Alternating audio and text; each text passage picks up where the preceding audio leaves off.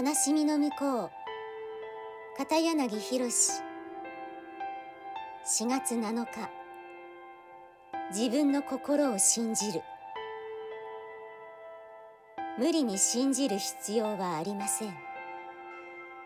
相手の笑顔や眼差し、優しさに触れ、この人を信じたい、信じずにはいられないと思ったら、その時信じればよいのです。